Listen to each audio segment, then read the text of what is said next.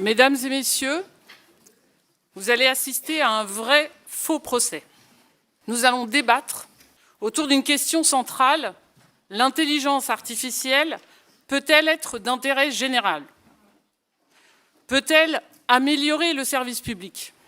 Je suis Elsa Beaufort, psychologue du travail au sein de collectivités territoriales d'envergure. Élise Pupier, alors je suis à la fois data analyst, je donne des cours notamment au campus numérique en data. Également, je suis membre de l'association Data for Good. Thierry Ménissier, philosophe, professeur de philosophie à l'Université Grenoble-Alpes, responsable de la chaire pluridisciplinaire de recherche éthique et intelligence artificielle de l'Institut pluridisciplinaire d'IA de Grenoble.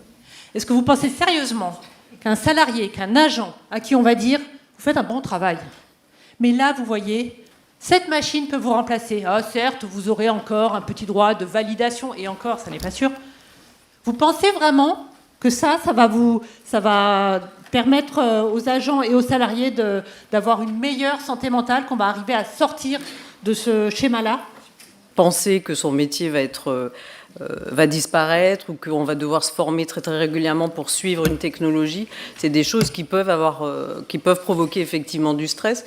Mais toujours, voilà, si c'est accompagné, si les personnes sont formées, sont sensibilisées à toutes ces problématiques-là, ça permet de baisser effectivement le stress. Je voudrais faire appel à la pièce à conviction numéro 2. Une expérimentation qui est en cours actuellement avec une intelligence artificielle d'État qui accompagne les agents France Service dans leurs réponses. Les premiers résultats, parce que l'expérimentation se poursuit, font état déjà de 2/3 d'agents satisfaits. Est-ce que ce type d'exemple n'est pas là pour nous conforter dans ce que peut apporter l'IA ? Cet outil va leur chercher de l'information et du coup, ça permet de fiabiliser leurs réponses aux usagers. Mais en fait, c'est une aide, c'est-à-dire que l'agent, il reste maître quand même de sa réponse et du lien avec l'usager. Donc à partir de là, ça permet de concilier tout ça. Et c'est vraiment là une approche plutôt, une aide, un support aux professionnels pour bien répondre à l'usager. Expliquez-moi quel rapport, quel lien entre le numérique, les ordinateurs, l'environnement. On parle d'immatériel pour le numérique, mais le numérique, il est bien matériel, puisque derrière le numérique, il y a à la fois des métaux qui servent pour les data centers, pour les réseaux, et puis bien sûr pour les terminaux, ordinateurs, smartphones qu'on utilise. C'est aussi bien sûr la consommation d'énergie, et qui a un impact notamment en termes d'empreinte carbone, puisque l'énergie, elle n'est pas neutre. Très concrètement, on estime que le numérique, c'est 3 à 4% des émissions de gaz à effet de serre. Et également une très grosse consommation d'eau, parce qu'en fait, c'est pour refroidir les data centers. Et les data centers, non seulement utilisent de l'eau, mais s'implantent également dans les territoires submarins. Voilà à quoi on arrive. Je me sens obligé d'objecter, Madame la Présidente. Et moi, je présente la pièce à conviction numéro 5 avec des optimisations de calcul des modèles qui permettent de réduire significativement la consommation énergétique de l'intelligence artificielle. Est-ce qu'aujourd'hui, on ne peut pas dire que nous sommes sur la bonne voie, que nous avons atteint le pic de la consommation de ces modèles et que nous allons réduire cet impact ? Si on a plein de modèles spécifiques plutôt qu'un modèle généraliste, ça fait quand même plus d'entraînement de modèles parce qu'il y aura plus de modèles. Donc du coup, on pourra potentiellement gagner en consommation à l'usage, mais par contre, avec plus de consommation à l'entraînement des modèles. Il y a la question aussi de partager des modèles en open source pour pouvoir réutiliser, réentraîner systématiquement. Alors certes, si nous utilisons des modèles plus frugaux, ne risquons pas, par effet rebond, de ne consommer que toujours plus. En parallèle d'un gain en efficacité énergétique, il y a une explosion du nombre d'usages qui fait que la consommation globale augmente. Un exemple, c'est sur l'avion, on a divisé par 2 depuis les années 90 la consommation de carburant par kilomètre par passager, mais multiplié par 4,5 le nombre de passagers. Donc au final, on a augmenté largement les émissions liées à l'aviation. Vous avez tous assisté à la perte de cet éminent joueur d'échecs et de quelle façon l'IA a supplanté l'homme. Alors, Thierry Ménissier, l'IA nous enferme dans un cycle morbide, sans avenir. Et il me semble d'ailleurs que c'est vous qui parlez du syndrome de l'étoile morte. Les étoiles parmi les plus lumineuses sont mortes depuis longtemps.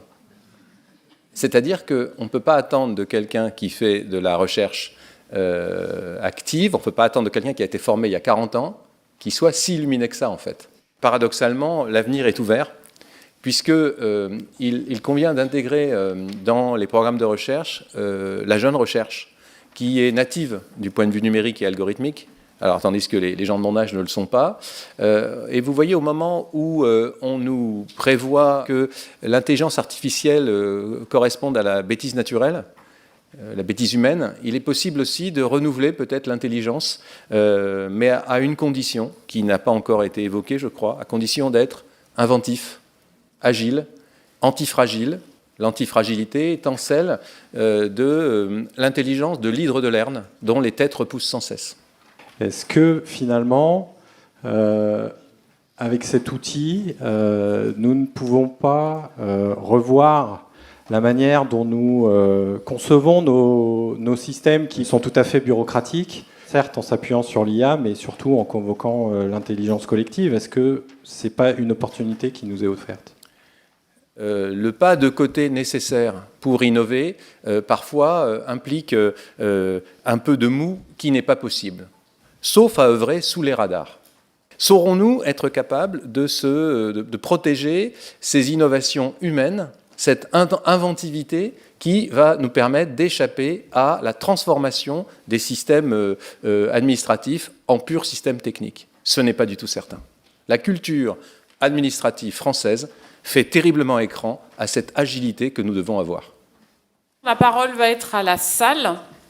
Donc vous avez tous un petit papier. On va vous laisser peut-être 2 minutes pour écrire une question.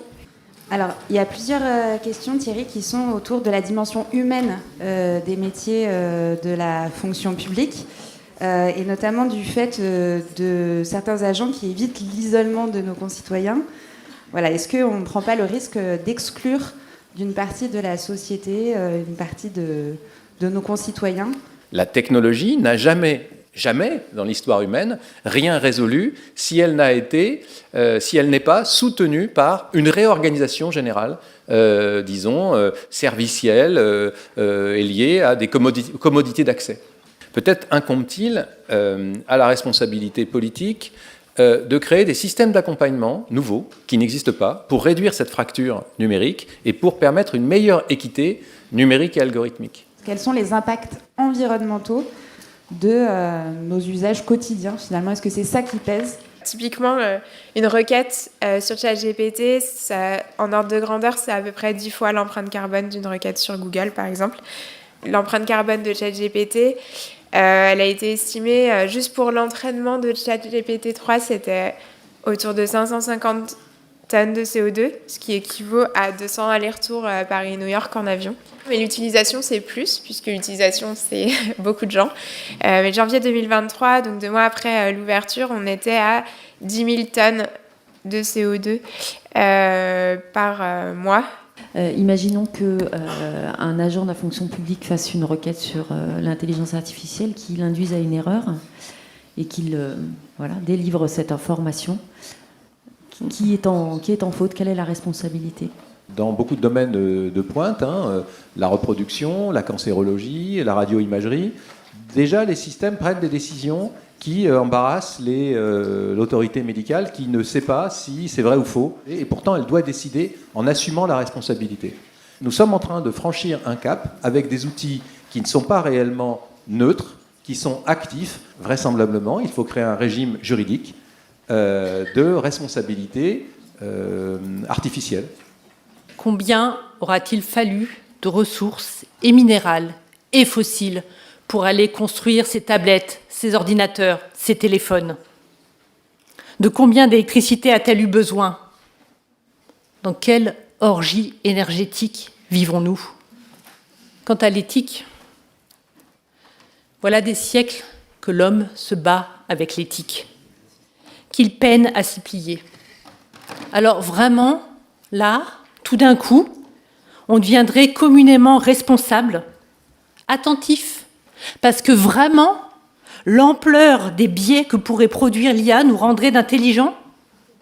Est-ce que finalement ces biais ne sont pas ceux de notre société, de nos systèmes, et que les machines viennent les souligner, les amplifier? Il faudrait peut-être désacraliser l'IA. Ce n'est pas la technique qui a servi la société, mais bien le sacré qu'on confère à la technique.